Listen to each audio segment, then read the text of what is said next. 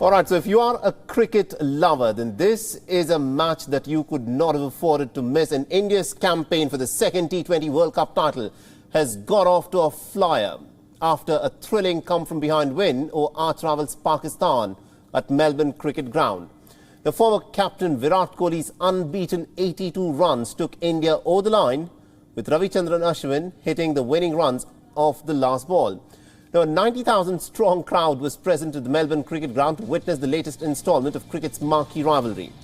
And India won the toss, and Arshdeep Singh sent back the danger man, Babar Azam, and also Mohammad Rizwan back inside of 4 overs. Iftikhar Ahmed then dominated with a 76-run stand with Shan Masood for the third wicket, with some pretty lusty blows as Pakistan got on a move after the 10th over. And Ahmed's dismissal for 51 got India back into the contest, and a total of 5 wickets fell in the next 4.5 overs for the addition of just 29 runs.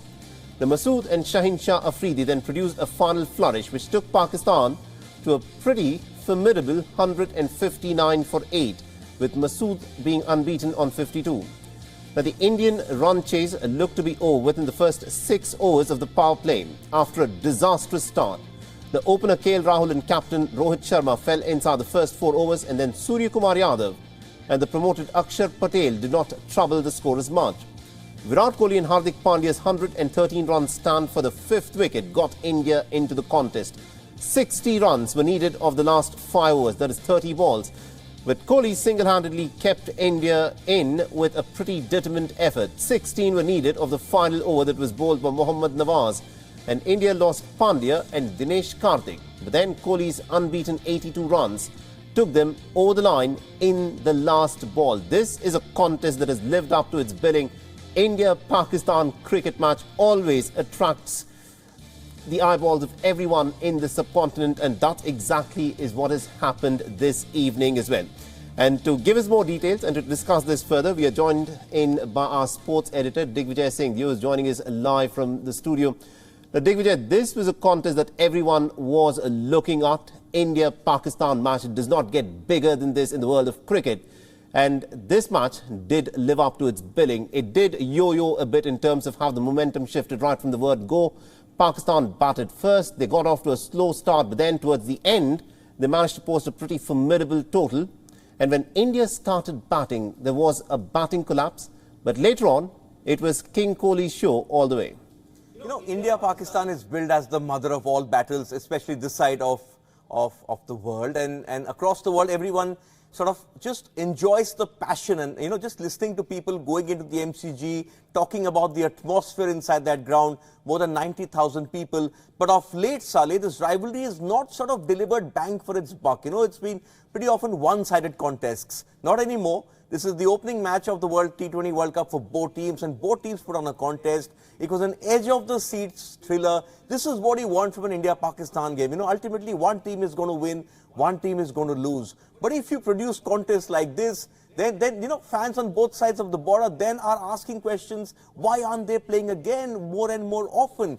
It's come down to that. You know, it's just these bilateral tournaments or the World Cup or the Asia Cup. But when you get a contest like this, this takes you back to India-Pakistan at its absolute best. A last over win for India, last ball win for India, you know, coming down to that last over. When I was watching the game with you, it just takes us back to Sharjah where Javed Mirdad hit Chetan Sharma for a 6. Those memories sort of keep coming back, and I think both teams deserve credit for just putting on a contest. Absolutely, indeed. And till the very last moment, it was impossible to predict as to which way the match would go. Of course, towards the end of the match, the momentum was clearly with Team India once Virat Kohli was in full flow. But Digvijay, you know, speaking realistically, you know, once the Indian top order collapsed, we were 31 for 4. Did you think India would be able to stage this kind of a comeback? Well, you know, this match was billed as Pakistan's bowling versus India's batting, and I think both sort of teams had their highs and lows. At 31 for 4, you sort of are wondering, can India even take it to the distance? You're looking at a 16-17 over end. But credit to Virat Kohli and Hardik Pandya for assessing it very well. I think Virat Kohli has been around for a long time. He's the master of chases. He perhaps doesn't have that same zing which he had a couple of years ago before the pandemic when he would ruthlessly chase down everything.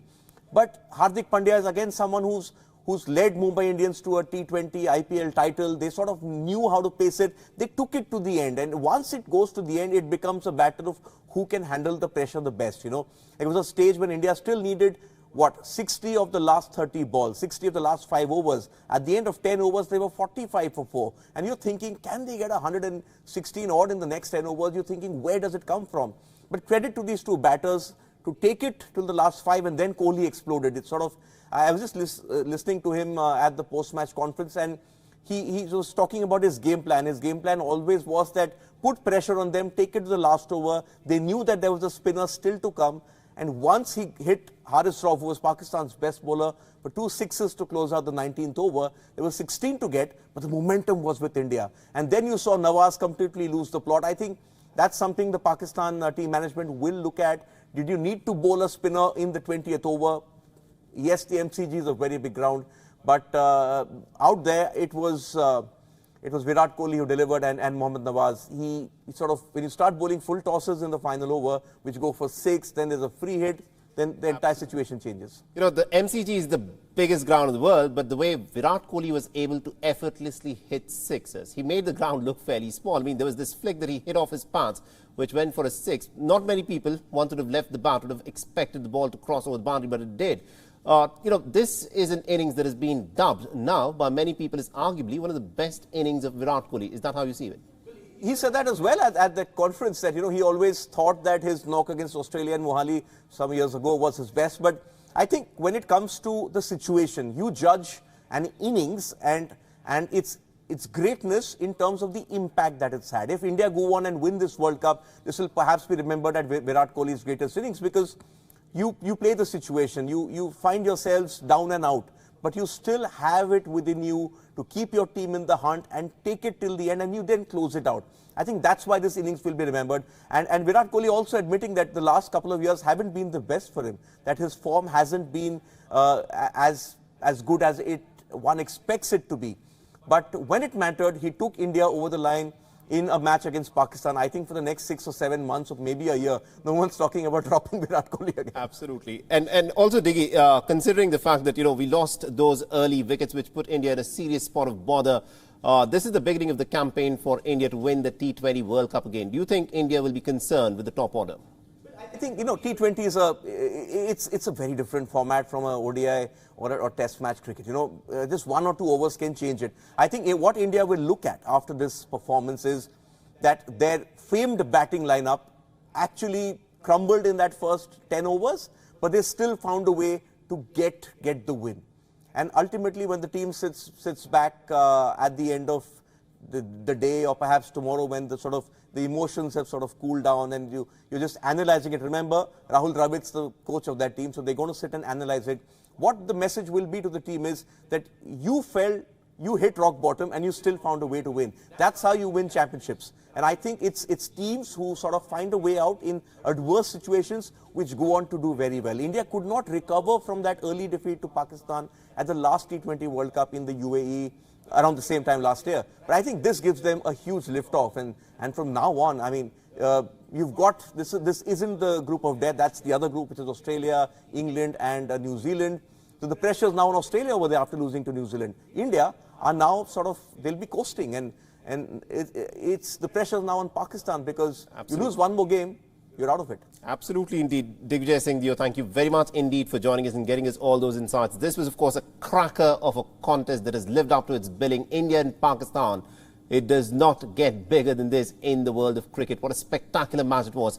And King Kohli, of course, has announced that he is, of course, there very seriously looking for the World Cup. WION is now available in your country. Download the app now and get all the news on the move.